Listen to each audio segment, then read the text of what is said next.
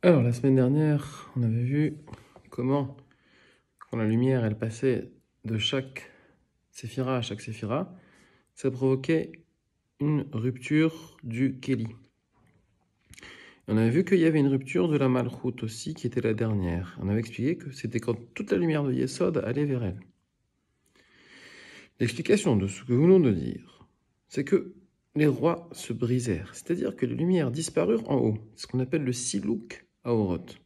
Donc, les lumières, elles ne supportent pas les orotes, elles ne supportent pas la brisure. Et il faut bien qu'elles aient un kéli, donc elles remontent vers le haut, là où elles peuvent être en sécurité, vers leur emplacement. C'est le principe de la aliyat à orotes, la montée des orotes. Cependant, quelques étincelles de sainteté restèrent dans les réceptacles et tombèrent avec ces réceptacles brisés. C'est à partir d'elles que les racines des écorces vinrent à l'existence.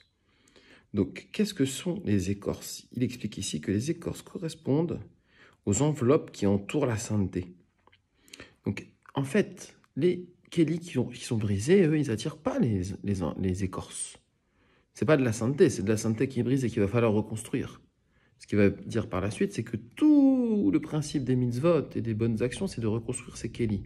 Mais comment ils peuvent être reconstruits? Ils peuvent être reconstruits parce que, en eux, il y a des étincelles de sainteté qui sont des lumières en morceaux, si je puis dire.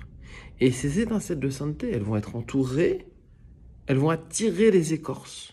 Elles vont être attirées, elles vont être entourées parce qu'elles attirent les écorces. C'est ce qu'il dit ici, ce sont des barrières spirituelles recevant leur existence de la divinité extérieure, et non de façon intérieure.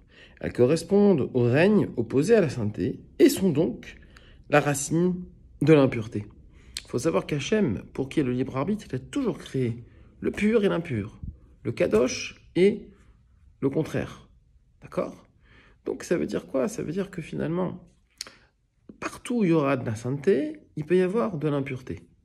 Comme la lumière, elle n'est pas entourée d'un kéli qui est lui-même de la pureté, qui est lui-même de la kedusha, alors il est entouré d'une enveloppe qui n'est pas de la kedusha. Et donc, à chaque fois qu'on va libérer les étincelles, eh bien, ça va attirer des clipotes, parce que les étincelles sont des lumières qui sont coupées, c'est du din.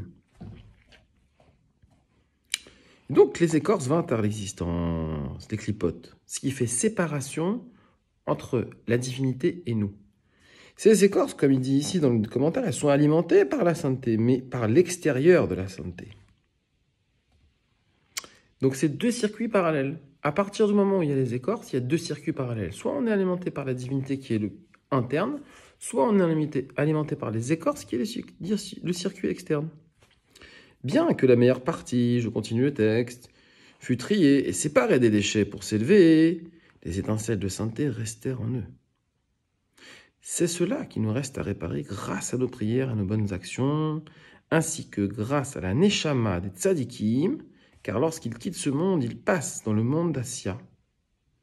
Et les étincelles de sainteté se trouvant dans l'écorce s'élèvent d'eux vers Yetzira. Donc ça, c'est tout le inyan du Kaddish. Le principe du Kaddish, c'est qu'on va élever les étincelles de sainteté grâce aux tzadikim, qui passent de Assia, le monde le plus bas, vers Yetzira, le deuxième monde.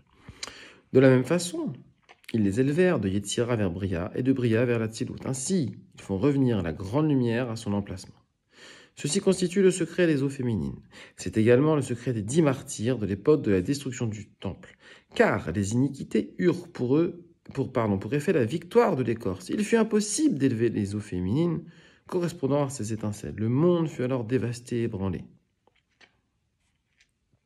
C'est suite à la destruction du temple, en fait, que les étincelles de sainteté elles sont restées coincées dans les clipotes. Alors, qu'est-ce qu'ils ont fait, eux, les 10 martyrs, donc Rabbi Akiba, etc., tous les grands martyrs, hein, ici, donc, dont on parle, donc c'est Asseré et Ruge Malchut, ok, qui sont désignés dans la Gemara, d'accord? Eh bien, eux, ils vont permettre de libérer ces étincelles. Et donc, c'est pourquoi ils donnèrent leur corps à la Malchut et se sacrifièrent pour la Malchut. Ils ont été en fait des gens qui se sont sacrifiés au nom d'Hachem. Ils ont été tués juste parce qu'ils étaient juifs. Et donc ça permet de libérer les étincelles de sainteté. Leurs âmes firent ainsi s'élever ces étincelles se trouvant au sein des écorces vers les eaux féminines, vers Abba et Ima. Ceci constitue le secret du verset, c'est ainsi que cela s'est élevé dans ma pensée, dont il est question à propos de Rabbi Akiba. Donc, Rabbi Akiba, c'est un rav du Talmud, et il explique que, en fait, les étincelles de sainteté, elles s'élèvent, et ce sont ce qu'on appelle les eaux féminines. Elles s'élèvent quand un juif, il fait Messirut Nefesh, il se sacrifie, et là, il fallait un grand sacrifice. Et c'est le secret du verset, il bâtit les mondes et les détruisit. Donc, qu'est-ce que c'est ça? C'est donc dans le Midrash Rabbah. Donc, quand Hachem dit qu'il bâtit des mondes et qu'il les détruit, ça veut dire qu'en fait, il bâtit des mondes, il les détruit, et ces étincelles de sainteté restent dans ce qui est détruit, et à partir de là, il en reconstruit. Bien que nous ayons dit que les rois qui moururent sont les 7 réceptacles brisés allant de Chesed jusqu'à Malchut, et qui nécessitent une réparation, Chochma et Bina nécessitent également une réparation. Et ça, on verra ça par la suite, Bezrat Hachem.